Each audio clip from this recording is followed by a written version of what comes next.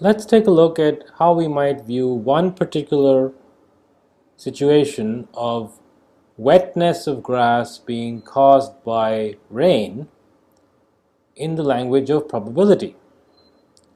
As before, when we studied Bayes' rule, we break it up into cases. So for our situations, we have rain occurring out of a total of n observations or n days.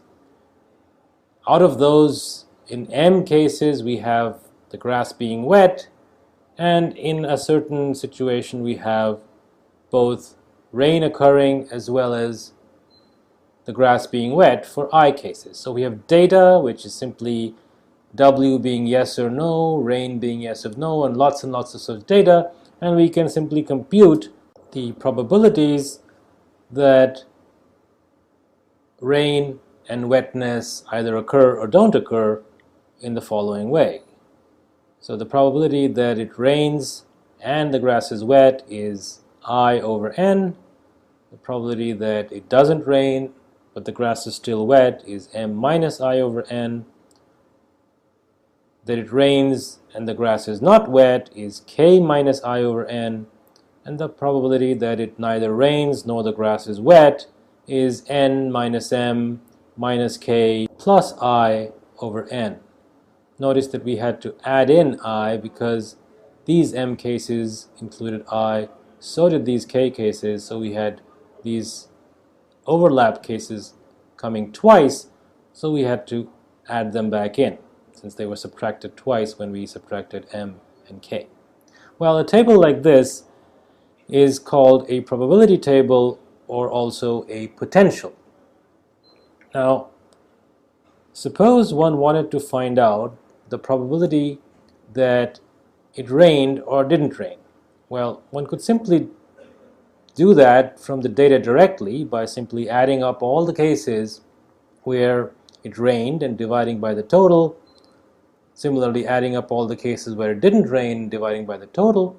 Or one could work with this smaller table where one had already done some of the calculations beforehand, but forget about W, that is, sum it out, in the sense that you sum all the rows up, and wherever we have the same values of R, we simply add up those rows regardless of what the value of W is. So the first row and the third row get added together, the second row and the last row get added together, resulting in the following, which is clearly the sum of the first and the third and the second and the fourth, which is also called the marginalization of the W column. In other words, we have gotten rid of the W variable by summing it out wherever the values of R are the same. You can easily verify that by marginalizing out W or summing it out, one does indeed get k over n, which is the probability of rain being true, and n minus k over n, which is the probability of rain being not true. Now notice that in the language of SQL, marginalization is equivalent to an aggregation on the column P. For example, in SQL, one would write it as, if you think about this as a table, select R and the sum of P from this table, group by R. That means wherever there is an equal R, you keep a separate row in the result, but add them all up. Only keep distinct rows where there are distinct values of R. In the language of relational algebra, this is written as follows. We have a aggregation operation, which is a sum grouping by R on the table R comma W.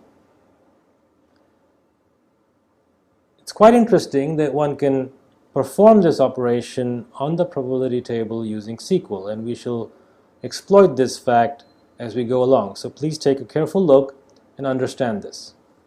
Now let's see how we might write Bayes' rule in terms of these potentials or probability tables.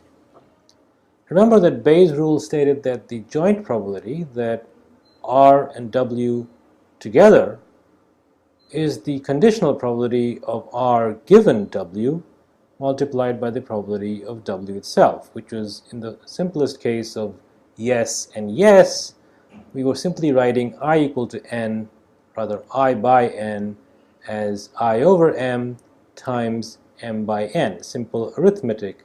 Similarly, for every other row, we would simply rewrite the denominator m by the appropriate value so that we get the conditional probability over here, and the probability of W falls out in this term. Verify this and remind yourself of Bayes' rule from the Listen lecture. Now let's notice how this multiplication actually takes place. Consider these as three tables, T0, T1, and T2. T1 has Rn W, but T2 has only W. Now let's see how we might multiply these two probability tables in another way. The probability that R given W multiplied by the probability of W is some way of combining these two tables, and that some way just happens to be the join of these tables in SQL on the common attribute W. Suppose we were to perform this following SQL. Select R, sum of the product P1 and P2 from these two tables respectively, where W1 equals W2, and group by R. So essentially all we're saying is we're going to multiply I over m by m over n. Similarly, for the other case where R equal to yes, we'd also multiply k minus I by n minus m by the corresponding value in this table where W has the same value n, and then add this term and this term up, and you can easily verify that will give me k over n, which is the probability of rain being yes. Similarly, for the case of rain being no, one can work it out that the result of the SQL will get the correct value n minus k over n. To conclude, we can multiply probability tables, or rather potentials as they are often called in the probability literature, using SQL. Now let's turn to another important element, which is evidence. Suppose we have a joint probability distribution, like probability of rain and wetness, and we find that the grass is actually wet. In other words, we have observed some evidence, and that evidence tells us that the grass is wet. So W equal to Y.